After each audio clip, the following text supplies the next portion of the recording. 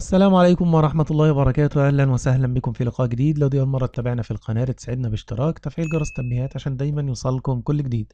موعد توقيت والقناة الناقلة لمباراة نادي الوداد الرياضي ونادي نهضة بركان في الجولة الثامنة من الدوري المغربي موسم 2024. لكن قبل الدخول في التفاصيل اتركوا لنا توقعاتكم لنتيجة هذا اللقاء في التعليقات. يتواجد نهضة بركان في صدارة الترتيب برصيد 14 نقطة بعد انخاض 7 مباريات، فاز في 4 وتعادل في 2 وهزم في 1. بينما يتواجد الوداد في المركز السادس برصيد 11 نقطة بعد انخاض 7 مباريات، فاز في 3 وتعادل في 2 وهزم في 2. تنطلق صفارة لقاء الفريقين مساء يوم السبت 26 أكتوبر 2024 على الساعة 10 مساء بتوقيت مكة المكرمة وسوريا ولبنان والأردن والعراق ومصر، 9 بتوقيت السودان وليبيا وفلسطين، 8 بتوقيت تونس والجزائر والمغرب. النقل المباشر لهذا اللقاء عبر قناة المغربية الرياضية. كل المنات تتابع حضراتكم ومتابعة ممتعة لهذا اللقاء. في النهاية تقبلوا تحياتي، دمتم في رعاية الله وأمنه، والسلام عليكم ورحمة الله وبركاته.